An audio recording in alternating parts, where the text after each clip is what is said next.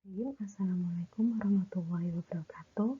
Bertemu lagi dengan saya, Nurul Putri Utami, yang akan menemani teman-teman untuk mempelajari topik gizi dasar dengan judul angka kecukupan gizi. Materi yang akan kita pelajari hari ini yaitu yang pertama adalah tentang pengantar angka kecukupan gizi. Yang kedua, kita akan belajar tentang fungsi angka kecukupan gizi.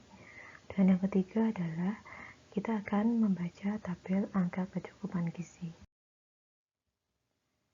Pengantar angka kecukupan gizi.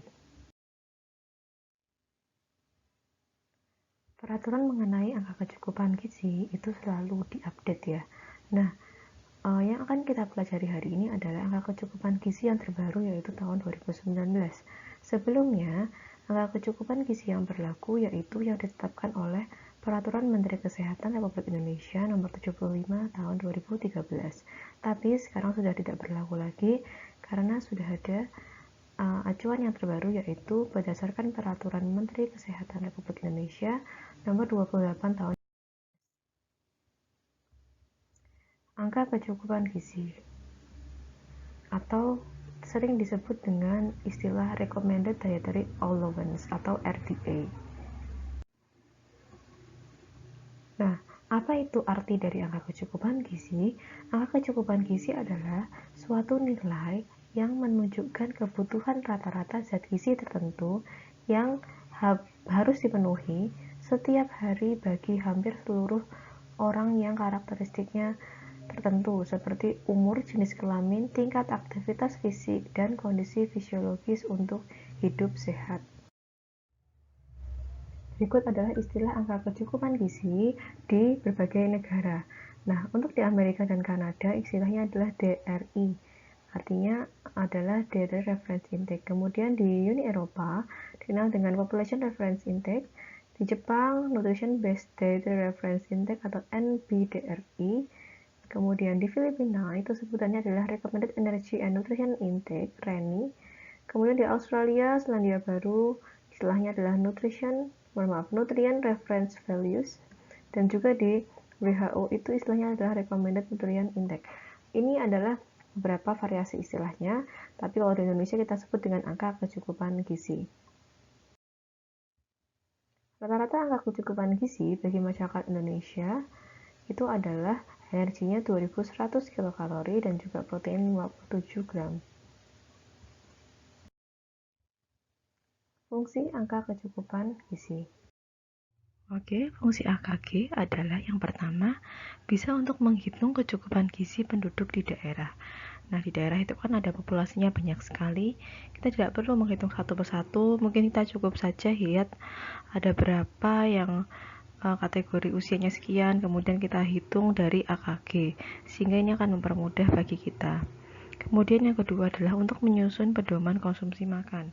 Jadi kalau misalkan di masyarakat gitu ya, kita ingin hitung berapa sih yang harus mereka konsumsi.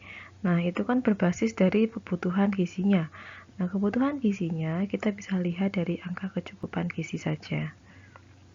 Kemudian kita bisa juga menggunakan AKG untuk menilai konsumsi pangan pada penduduk dengan karakteristik tertentu. Jadi, misalkan kita ingin tahu penduduk itu sudah cukup belum sih kebutuhan antara pemenuhan dan kebutuhan gizinya. Nah, kita bisa lihat dari asupan makannya dibandingkan kebutuhannya berdasarkan AKG. Kemudian dihitung persentasenya sehingga bisa diketahui berapa persen makanan yang dia konsumsi itu memenuhi kebutuhan dia. Nah, kemudian yang berikutnya adalah fungsi AKG adalah untuk menghitung kebutuhan pangan. Nah, kemudian kebutuhan pangan bergizi pada penyelenggaraan makanan institusi.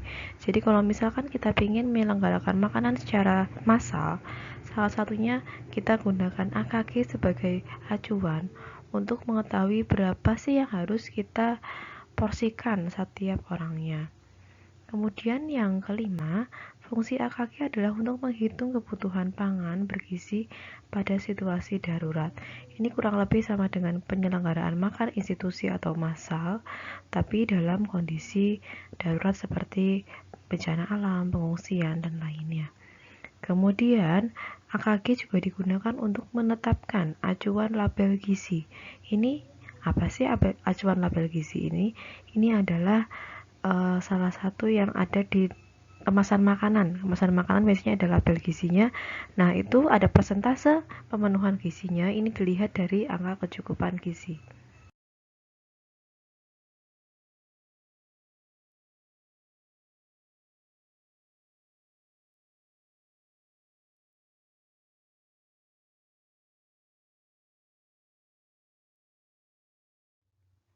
Tabel angka kecukupan gizi. Berikut adalah tampilan tabel angka kecukupan gizi. Nah, biasanya angka kecukupan gizi ini akan dibagi berdasarkan kelompok umur, kemudian nanti juga jenis kelamin dan juga kondisi fisiologis.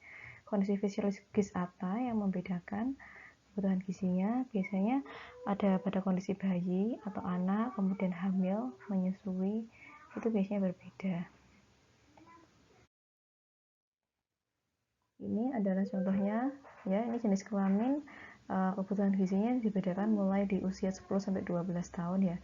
Kenapa? Karena biasanya usia seperti ini sudah mulai ada faktor pubertas ya, atau faktor munculnya tanda-tanda fisik sekunder laki-laki dan perempuan yang akan menyebabkan kebutuhan gizi yang berbeda. Nah, kemudian ini pada kondisi hamil dan menyusui itu juga ada kondisi yang berbeda, yaitu ada penambahan beberapa kebutuhan kalori, makronutrien, dan juga zat gizi lainnya. Oke, berikutnya adalah tabel angka kecukupan gizi berupa zat gizi mikro. Kalau tadi kan zat gizi makro. Nah, bisa dilihat sendiri ya, pengelompokannya kurang lebih sama dengan yang gizi makro. Oke, ini juga adalah lanjutan dari tabel yang tadi ya, zat gizi mikro juga kategori vitamin. Berikut adalah angka kecukupan gizi mikro untuk yang mineral.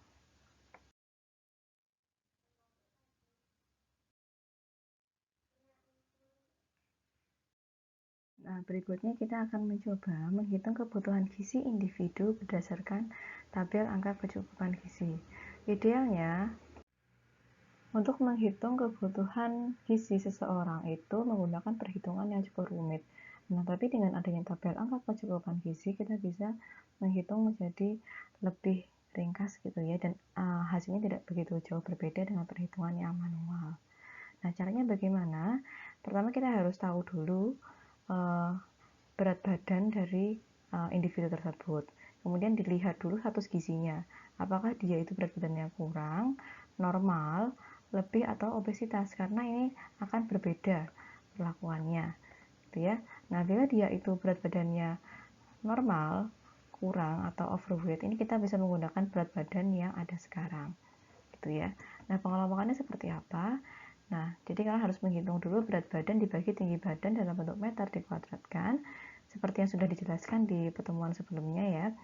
Kemudian dikelompokkan, seandainya masih kategori kurang gizi, normal, dan juga overweight, kita masih bisa gunakan berat badan yang ada sekarang. Nah, kemudian kalau obesitas, apa yang harus dilakukan? Kenapa kok berbeda? Nah, jadi kalau misalkan obesitas, ini kan pastinya ada kondisi kelebihan lemak dalam tubuh gitu ya. Seandainya kan kita gunakan ke berat badan sekarang, khawatirnya akan terjadi penumpukan lemak yang terus-menerus gitu kan. Karena sel lemak itu merupakan sel yang jaringan lemak itu merupakan jaringan yang tidak perlu energi gitu ya. Beda dengan jaringan otot gitu, sehingga karena tingginya lemak pada orang obesitas, maka ada perhitungan khusus supaya kita jangan sampai membuat orang itu justru semakin berlebihan berat badannya. Caranya dengan apa? Yaitu dengan cara menghitung namanya berat badan adjustment atau adjustment body weight. Nah, cara menghitungnya adalah dengan cara menghitung berat badan ideal terlebih dahulu, yaitu dengan cara perhitungan ini ya. Jadi kalau misalnya tingginya itu 150, jadi 150 kurangi 100 dikali 90%-nya. Jadi nanti 150 kurangi 100 sama dengan 50, kemudian dikali 90%, yaitu adalah 45 kg. Ini adalah berat badan idealnya. Nah, kalau misalkan tingginya kurang dari 150 cm, maka atau laki-laki kurang dari 160 cm, maka akan cara perhitungan adalah dengan cara tinggi badan dikurangi 100. Jadi misalnya tingginya perempuan itu hanya 140, maka hanya tinggal mengurangi 140 kurangi 100. Jadi berat badan idealnya adalah 40. Nah, kemudian setelah dapat BB ideal dimasukkan ke dalam rumus ini ya. Jadi misalnya di 45 ditambah 0,25 dikali berat badan yang berlebihan itu dikurangi berat badan ideal 45. Kemudian ketemu namanya BB adjustment atau BBA.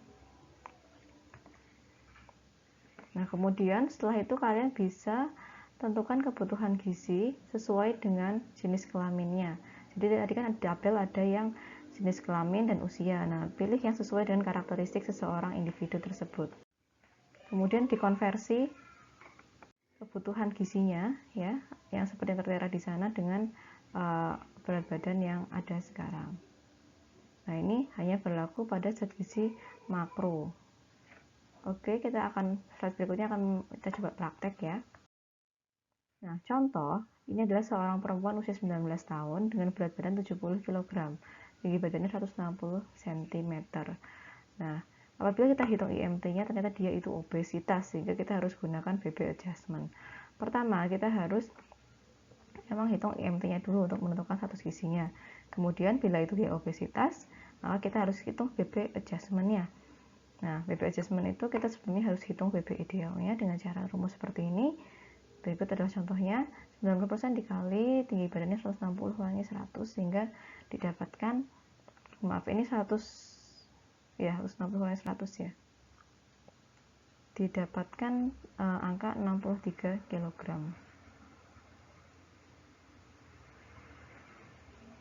Mohon maaf, ini angkanya bukan 63 tapi adalah 54 kg. Nah, kemudian dihitung berdasarkan rumus yang ada, sehingga diperoleh berat badan adjustmentnya adalah 58. Oke, kemudian tahapan terakhir kita bisa lihat di tabel angka kecukupan gizi ya. Nah, masuk kategori mana? Tadi kan ada dari kelompok usia, dia masuk kategori yang perempuan dengan usia antara 19 sampai 29 tahun. Gitu ya. Kemudian ini harus dicatat kebutuhan gizi makronya berapa. Next slide ya. Nah, kemudian dilihat dari tabel AKG, ternyata berat badan wanita usia 19 tahun itu referensinya adalah 55 kg dengan kebutuhan gizi energinya 2250, protein 60, lemak 65 gram dan juga karbohidrat 360 gram. Nah, kemudian ini dikonversi berdasarkan berat badan yang sudah kita hitung tadi. Nah, BB adjustment-nya adalah 58 kg. Kemudian nanti akan dikonversi dengan cara seperti ini. 58 dibagi 55. 55 adalah berat badan referensi di tabel AKG. Kemudian dikali angka kecukupan gizi yang ada di tabel, sehingga diperoleh kebutuhan energi dia secara individu adalah 2373 kalori.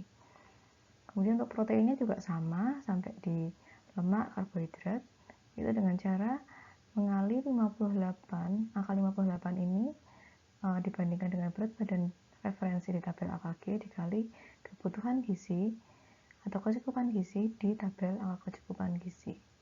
Oke, silahkan dicoba ya bila ingin mengetahui berapa sih kecukupan gizi individu dari masing-masing kalian.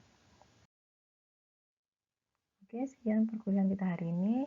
Terima kasih atas perhatiannya, semoga bisa dipahami. Kurang lebihnya saya mohon maaf. Wassalamualaikum warahmatullahi wabarakatuh.